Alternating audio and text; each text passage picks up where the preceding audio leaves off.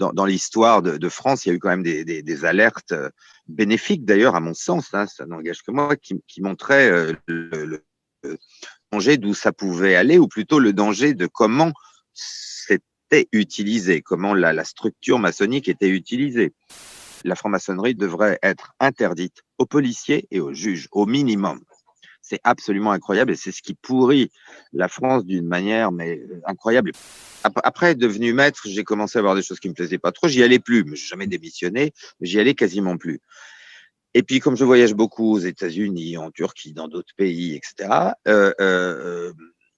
il y a dans certains pays, on te fait passer, enfin si tu connais un peu, si tu as appris un peu les trucs, on te fait passer en un après-midi ou en 2 après-midi du 4e de maître secret à Rose-Croix 18e et au 30e en une journée.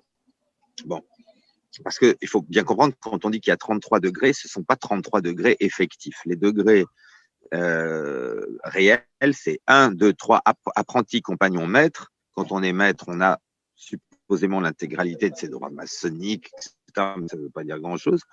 Ensuite, 14, 18 et 30.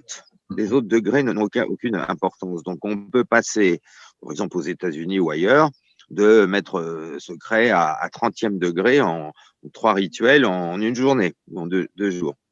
Et moi, c'est le passage le rituel, le passage au 30e, chevalier Kadosh, qui m'a fait vomir et que j'ai refusé. C'est là que je suis parti.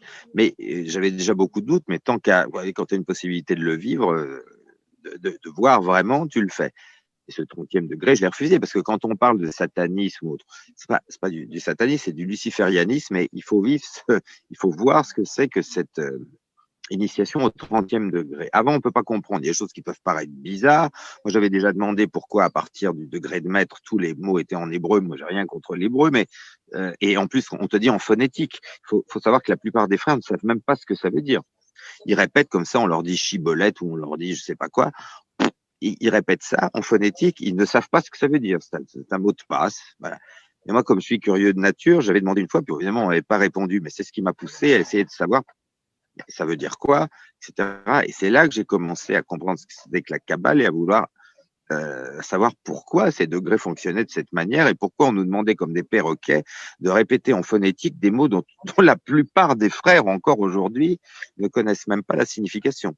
Parce que ce qu'était cette initiation au 30e degré, quand on te donne un poignard et tu dois poignarder la Bible, le roi, le pape, etc., symboliquement, c'est vraiment, tout est là. La création de la République, ce grand mensonge de la République dite laïque, qui est une République, on va dire...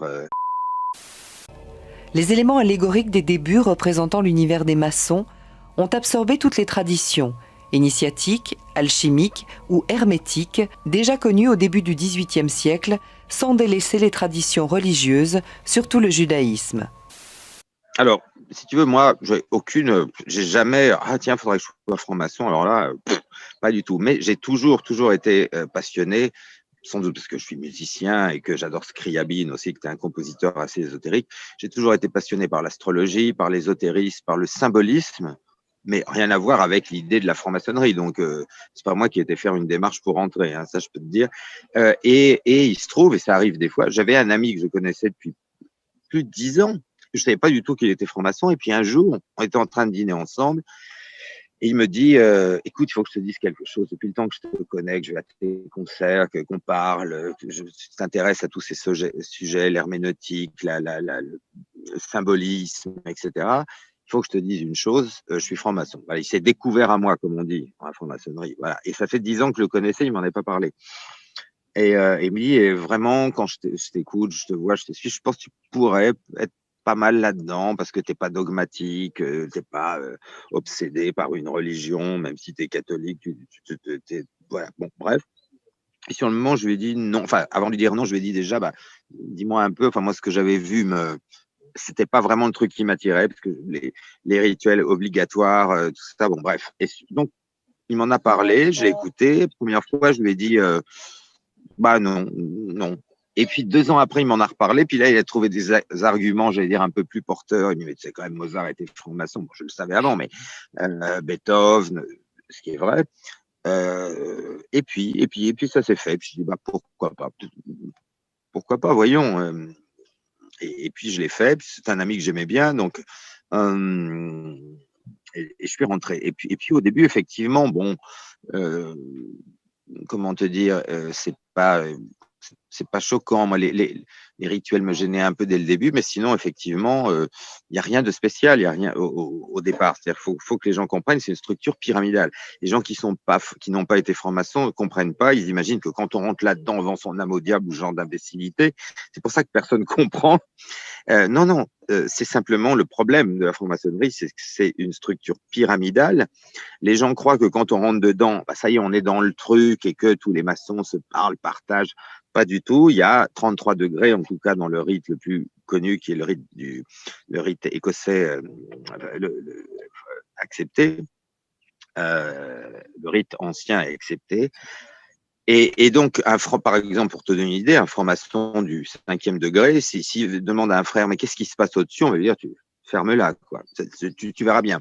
Donc, en fait, il faut comprendre que c'est les structures parallèles dans la franc-maçonnerie et ce qu'avait dit très intelligemment Benoît XVI, qui n'avait pas été compris, il avait dit les francs-maçons ne sont pas tous des gens mauvais, loin de là, simplement, ils ne savent pas où on est en train de les mener. Et en fait, la phrase clé, c'est ça.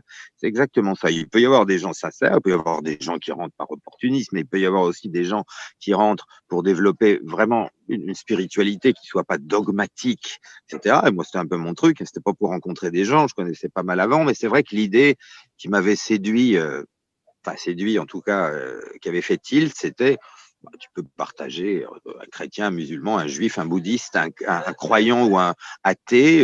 Voilà, c'est vrai que c'est assez sympa comme idée. Et effectivement, au début, c'est comme ça. C'est-à-dire que aussi bizarre que ça puisse paraître, en loge, normalement, les discussions politiques et religieuses sont interdites. Et c'est vrai. Simplement, le seul problème, c'est qu'au-dessus de ça, dans les hauts grades, c'est le contraire et que c'est eux qui font tout ce qui se passe sur le plan social, sociétique, politique, c'est eux qui le font. Mais ça, c'est pas en loge que tu le vois. Tu comprends? Donc, il y a beaucoup de gens que ça séduit parce qu'ils disent, bon, bah là, il y en a, il est chrétien, l'autre, il est juif, l'autre, il est musulman. Il y en a 2 qui croient en Dieu, il y en a 3 qui croient pas en Dieu, mais on arrive à parler. Donc, ça, c'est vrai que c'est un truc sympathique. Le problème, c'est que ça cache quelque chose voilà, on entend les poules, là, c'est normal. C'est quelque chose de terrible que ça cache, mais il faut beaucoup de temps pour le voir. Mais c'est ça qui attire encore aujourd'hui des gens dont certains sont de bonne foi, d'autres pas, mais il y a des gens de bonne foi rentrent en se disant c'est une manière de pouvoir partager une certaine spiritualité, parce qu'on est dans un monde matérialiste où tout le monde, enfin bon, je crois même que les gens soient croyants ou pas, les gens n'en peuvent plus de ce matérialisme, d'aller juste le nouvel iPhone, Netflix, machin, il y a un truc qui manque, les gens le sentent. Et donc, il y a des gens que ça attire en se disant bah, c'est une manière quand même de garder une spiritualité avec l'ésotérisme, avec voilà, et de pouvoir partager avec des gens qui sont pas tous de la même religion, de la même voilà. Et c'est ça encore qui attire aujourd'hui. Et c'est vrai qu'il y a un côté attirant, et c'est ça encore qui fait entrer pas mal de gens. Bon, le problème, c'est qu'on ne sait pas où on va nous mener. Voilà, le problème, c'est ça. Toi, tu es, sans indiscrétion, tu étais à quel degré, quel grade? Alors, en France, j'ai travaillé dans les loges bleues, c'est-à-dire j'étais maître. D'après toi, pourquoi aux États-Unis, tu parlais des États-Unis justement, on ne se cache pas, hein, on est franc-maçon, mais ici on se planque en France. C'est-à-dire, il ne faut pas que ça se sache, c'est l'omerta complète. Qu'est-ce qui fait, est-ce que c'est juste culturel d'après toi c'est pas pour une mauvaise raison. C'est quand même, non, c'est très simple, c'est quand même on a eu Pétain qui savait ce que c'était et que il y a quand même encore des gens qui restent, qui se rendent compte à quel point c'est une structure dangereuse. Et en fait, c'est ça. Simplement, sinon, aux États-Unis et dans d'autres pays où tout le monde se balade avec une bague maçonnique, c'est comme être au Rotary Club. Enfin, de toute façon, les deux sont liés, en fait. Enfin, pas dans tous les pays. Choses extérieures et intérieures. En France, effectivement, ils sont plus prudents parce qu'il y a quand même des gens qui savent où ça va, même s'il n'y en a pas beaucoup, donc c'est beaucoup plus secret. Effectivement, en général, on ne se balade pas dans la rue en criant « je suis franc-maçon ». Mais aux États-Unis, effectivement, c'est c'est devenu une structure. Oui, c'est devenu et en fait la plupart de ceux qui se vendent d'être francs-maçons aux États-Unis, c'est pareil. La plupart sont des victimes. Ceux en fait qui sont dangereux, ils le montrent pas. Ne montre pas, c'est sûr. Mais les autres te disent ça y est, j'appartiens à un club. C'est un peu comme voilà, je suis au Rotary Club ou je sais pas quoi. Et voilà, c'est devenu comme ça. Mais en France, il y a quand même effectivement dans l'histoire de France, il y a eu quand même des alertes bénéfiques d'ailleurs, à mon sens, hein, ça n'engage que moi, qui montraient le danger d'où ça pouvait aller, ou plutôt le danger de comment c'était utilisé, comment la structure maçonnique était utilisée. Encore une fois, c'est pas contre les frères spécialement, mais c'est quand même une masse voilà. Et qui dirige ça alors après, on peut en parler ou ne pas en parler, mais la question, c'est pas de savoir qui est franc-maçon ou pas, c'est de savoir. Enfin, si, c'est aussi ça. Parce que, par exemple, on peut être cuisinier, on peut être musicien, être franc-maçon, mais à partir du moment où on est juge ou policier, il me semble quand même évident que ça devrait être interdit. Et si on n'a rien à cacher, je vois pas pourquoi les listes de francs-maçons sont interdites. Parce que ça pose quand même un problème quand on sait que on te fait faire un serment de fidélité et que, bon, moi je suis pianiste, ça n'engage personne, mais je veux dire, si j'étais juge d'instruction ou policier de haut grade, ça pose quand même un sacré problème quand on sait que la loi maçonnique surpasse la loi républicaine, même si la République est née de la franc-maçonnerie. Malheureusement, un juge d'instruction et 80% des juges d'instruction, et quand je dis 80%, c'est beaucoup plus, mais c'est pour être bon.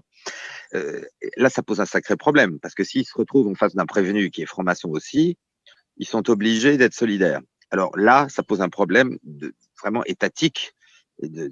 Voilà, c'est le problème. La franc-maçonnerie devrait être interdite aux policiers et aux juges, au minimum.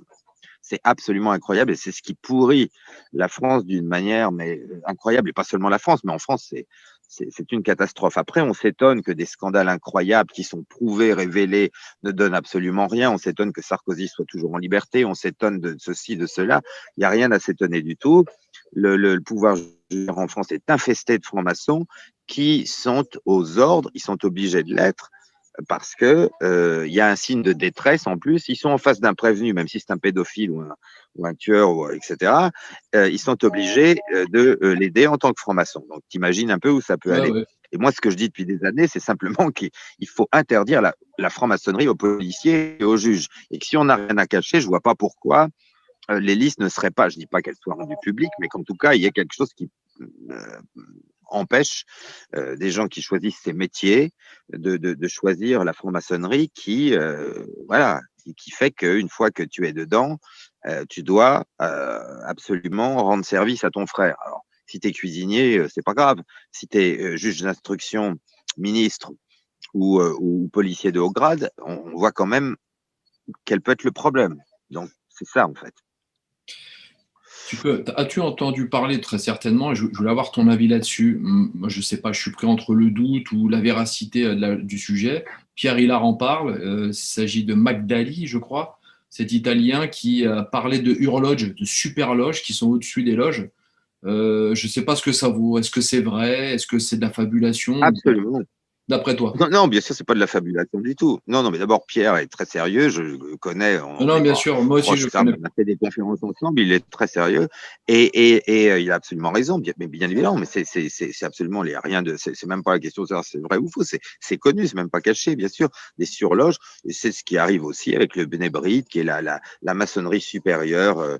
Au-dessus du 33e degré, tout est comme ça. C'est ça le problème. Et beaucoup de frères ne le savent pas. Donc, bien sûr. C'est-à-dire qu'il y a beaucoup de gens qui sont utilisés. Il faut voir aussi qu'il y a une histoire de fric là-dedans, comme partout. Ce qui fait la force de la franc-maçonnerie, c'est aussi que de plus en plus, il y a des gens qui rentrent dans les bas degrés.